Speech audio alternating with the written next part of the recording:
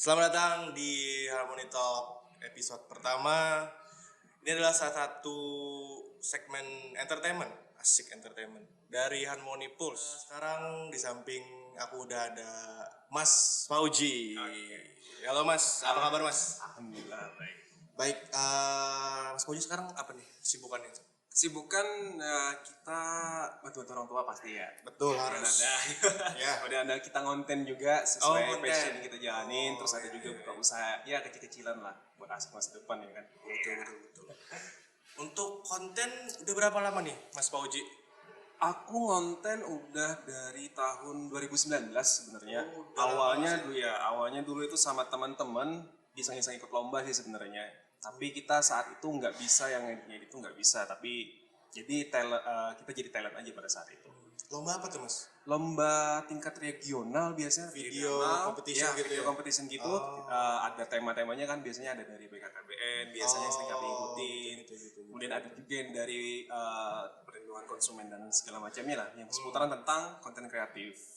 Gitu. Tapi apa nih triggernya Mas? Kan kalau aku kan dulu tuh suka nonton YouTube. Nonton YouTube-nya Chandra Liau dulu. Oke. Vlog-vlog gitu tuh jadinya kan kayak asik nih juga nih videografer nih asik gitu. Tag-tag video tuh asik, bikin konten tuh asik. Kalau Mas Fauji sendiri tuh dari mana tuh? Dapat kayak mau nyoba nih di video Oke. atau dibikin konten gitu. Oke, sebenarnya awalnya Mas ya, awalnya itu kan di umur semuda itu, di umur 2019 itu sebenarnya yang dikejar itu adalah haus validasi sebenarnya.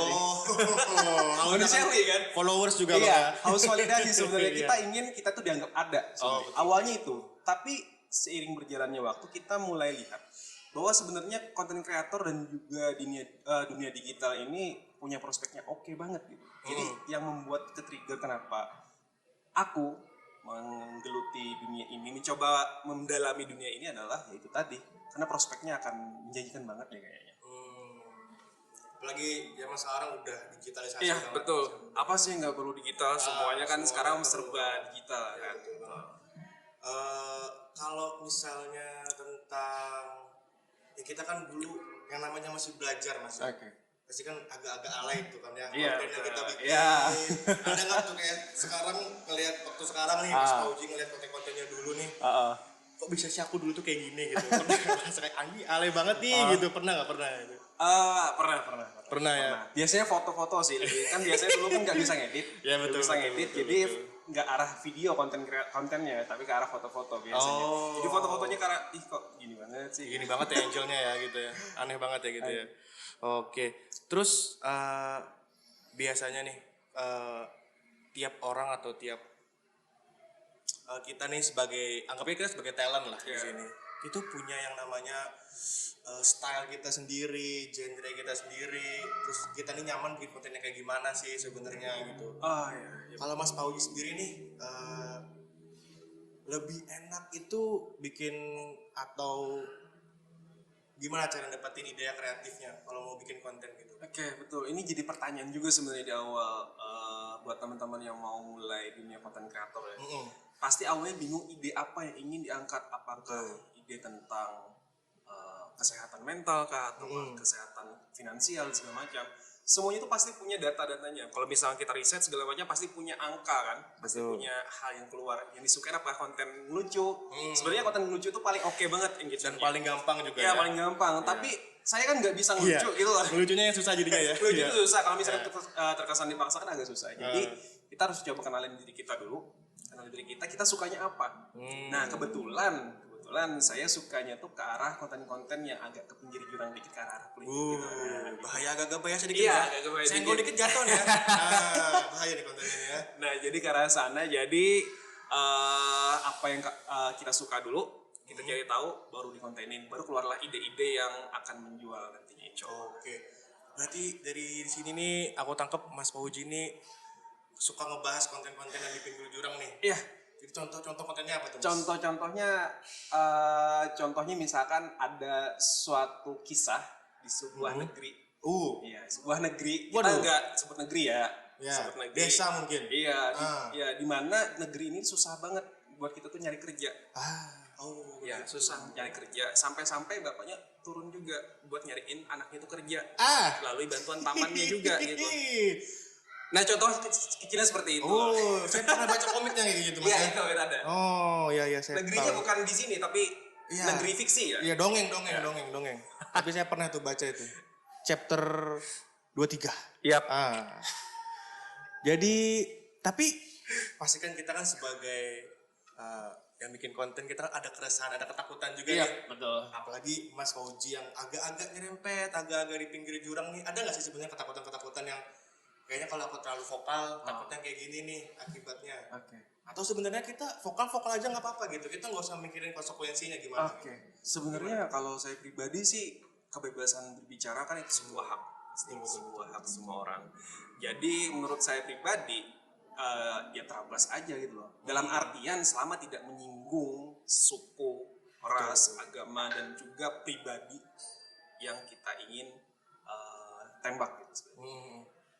Berarti kita cuma mengeluarkan opini aja Yes, kan ya? mengeluarkan opini. Tidak menyinggung orang, Tidak menyinggung merendahkan, orang. apalagi itu ya. Iya, kita membahas secara objektif kan. Betul. Bukan subjektif, karena Mungkin sekarang lagi zaman politik nih, Yap. Mas ya. Hitungannya kan kita nih sebutannya Gen Z lah ya. Yap. Dan kita kan tahu gimana labilnya para Gen Z ini kan ya, termasuk saya, mungkin teman-teman yang lain juga ini kan agak-agak labil lah ya masalah pilihan-pilihan seperti ini. Oke. Menurut Mas Fauji nih, Oke.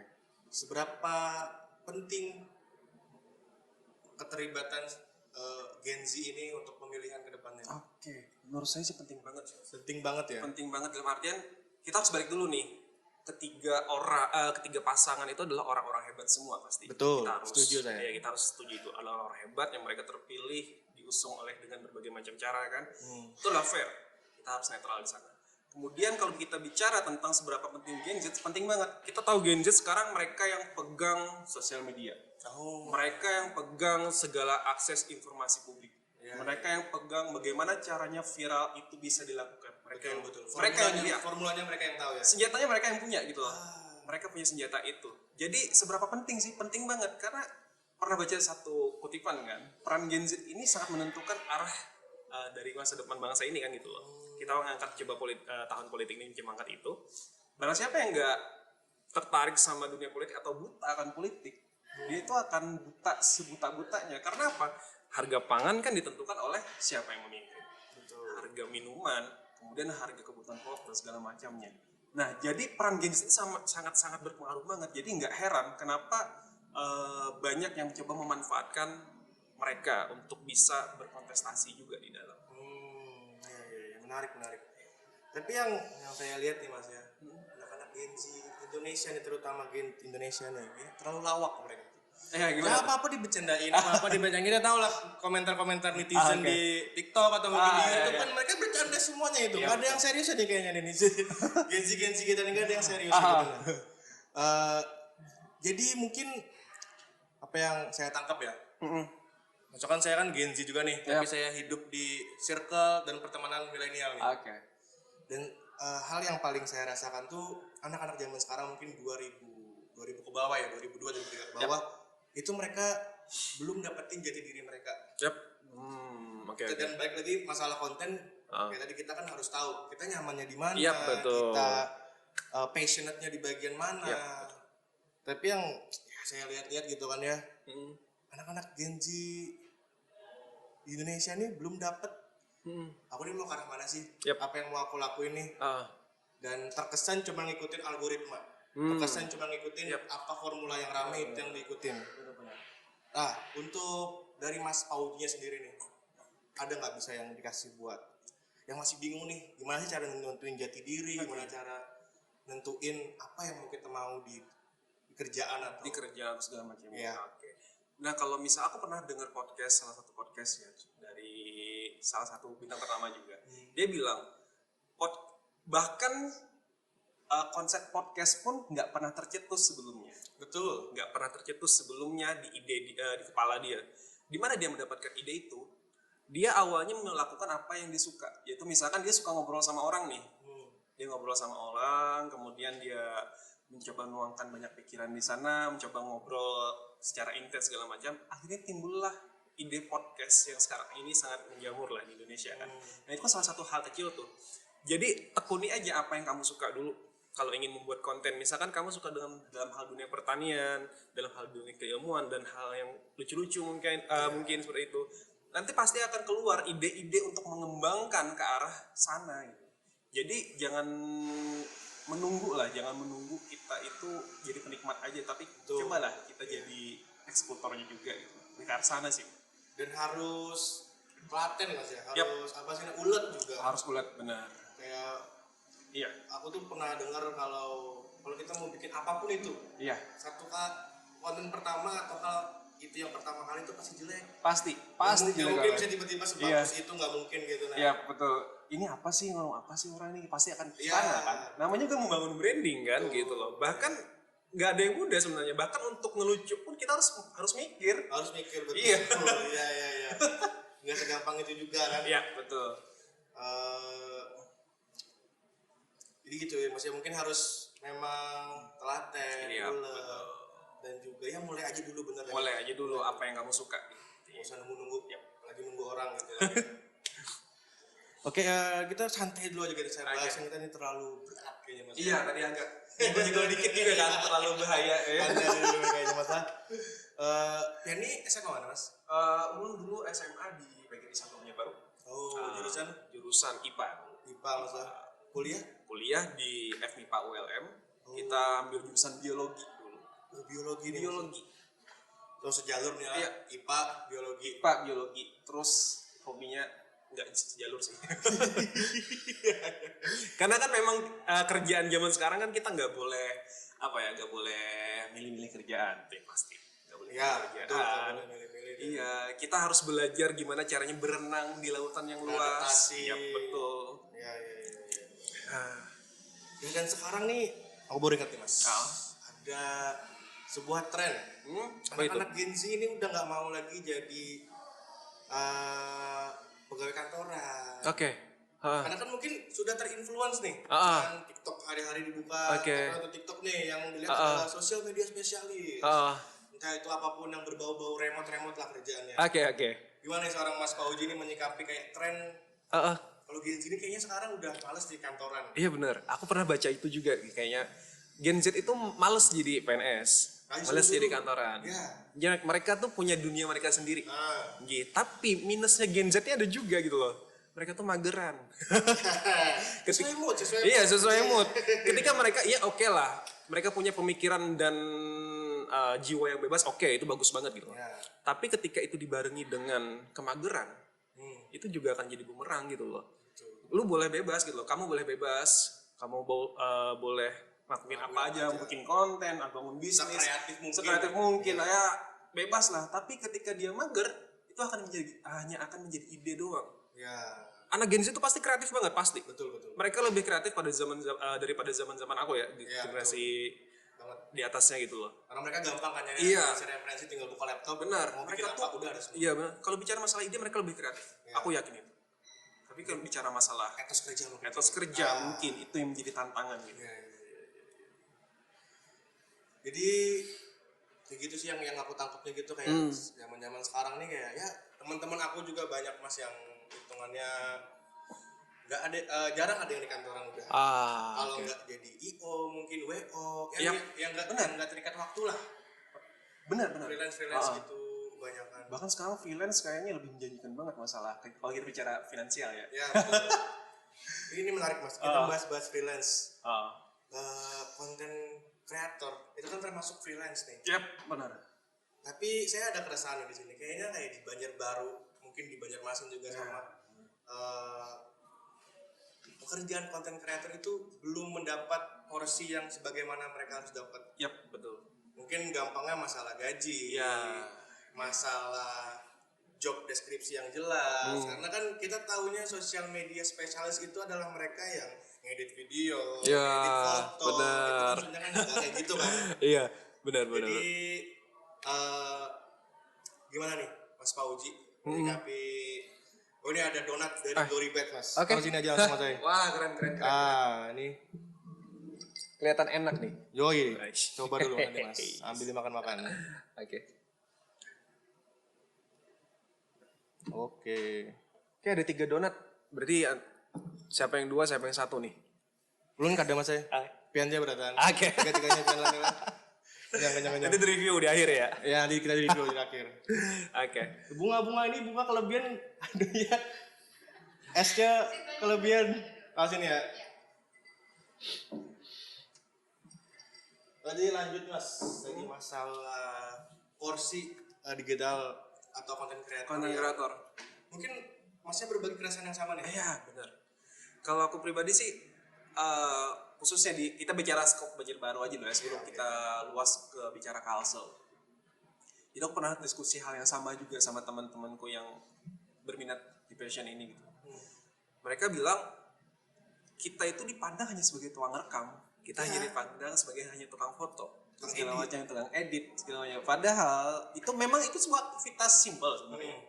Tapi apa yang membuat kami itu resah adalah ketika kita menuangkan ide-ide untuk membuat konsep yang menarik dalam sebuah apa yang kita rekam, apa yang kita abadikan, itu yang harusnya diberikan value lebih lah. Ya betul. Karena kan yang sebenarnya mahal itu idenya. Iya, idenya. Eksekusinya kan cuma perlu waktu mungkin. Iya, tapi benar. Idenya yang mahal. Idenya itu yang lebih mahal sebenarnya. Jadi kalau misalkan aku ada juga pernah diskusi kan sama teman-teman yang di daerah Jawa, yang mereka punya passion ke arah sana, di mana mereka ke arah kerjanya ke arah dunia konten kreatif lah. Mereka itu bisa dikatakan adalah ujung tombak. Ujung tombak suatu. Sedangkan di sini kalau di Banjarbaru, khususnya Kalsel juga secara luas itu masih belum diperhatikan secara secara mendetail.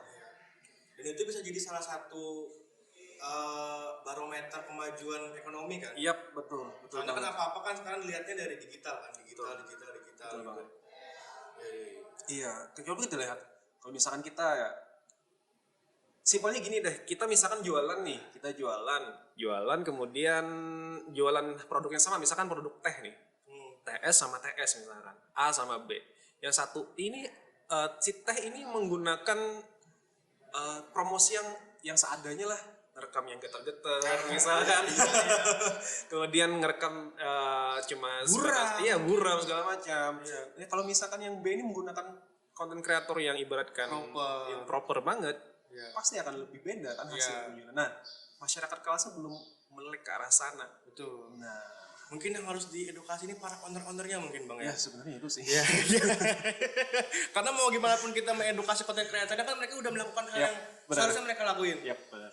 Tapi ini owner-ownernya nih kayaknya nih yang perlu diedukasi lebih. Tembakan buat owner-owner yang ada di Banjarbaru ya. Developer bang gitu ya. Developer mungkin lebih dihargai aja ya. Iya. Karena sebagai konten kreator juga kita tahu nggak segampang itu buat bikin ide. Yap, betul.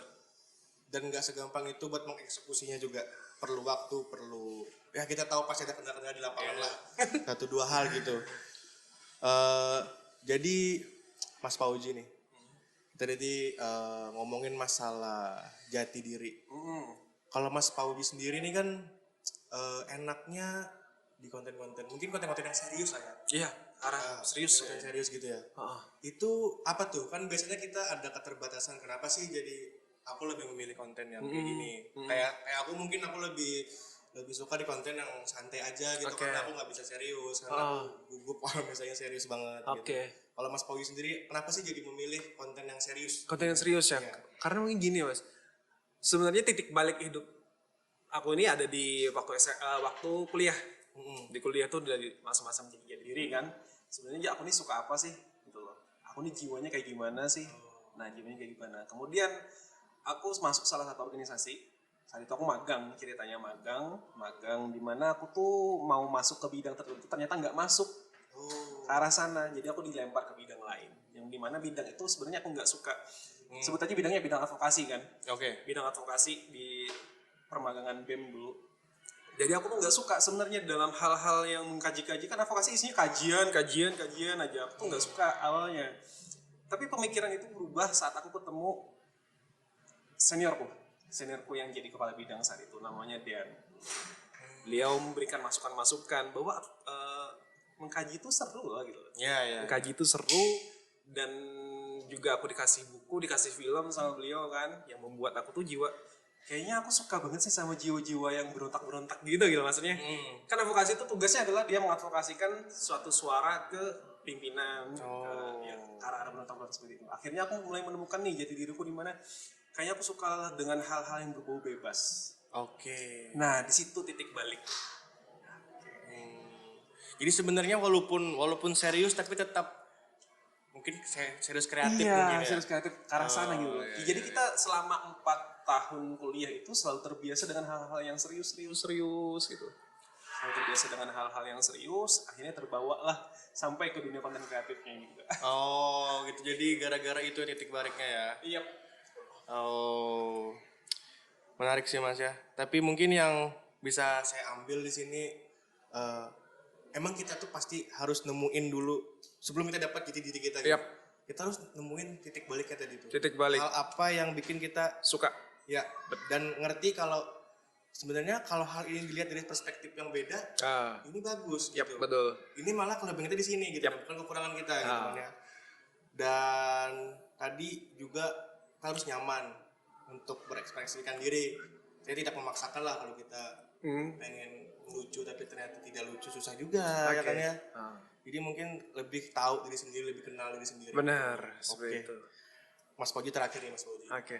Jadi sebelum kita closing di sini, aku bakal nanyain satu pertanyaan nih. Oke, apa itu? Itu namanya adalah unpopular opinion. Oke. Itu adalah Aku mikir. Ya, boleh. Jadi unpopular opinion itu contohnya kayak opini yang tidak populer, yang kayaknya orang nggak kepikiran nih. Oke. Jadi contohnya tuh kayak misalnya Onana itu lebih hebat daripada De Gea. Oke. Nah, Kayak kita satu passion nih kayaknya nih. boleh juga Mas. Bola juga. Oh, Mas Oke. apa nih? Arsenal dong. Oh, Arsenal. Kaliman dulu kita. 2-0 Liverpool kemarin. Tapi kemarin 5-0 menang Arsenal. Tapi itu Piala Ciki, Bro. Aduh.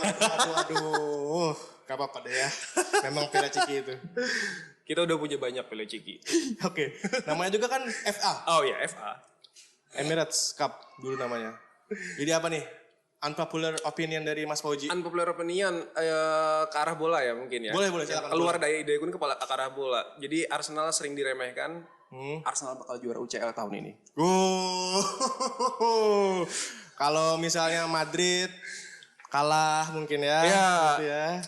Kalau misalnya ya adalah kemungkinan pasti ya. Ada. Keberuntungan tuh ada aja nanti. Iya, pasti. betul. Entah Modricnya cedera, entah Betul. Ya. Oke, jadi thank you Mas Fauji atas waktunya dan terima kasih semuanya yang udah nonton dan dengerin podcast ini, dan podcast ini juga akan diupload di Spotify tentunya dan juga di channel YouTube Harmony Pulse. Jadi thank you banget yang udah nonton dan tungguin terus episode terbaru dari Harmony Pulse. Saya Dita Saputra pamit undur diri. Assalamualaikum warahmatullahi wabarakatuh.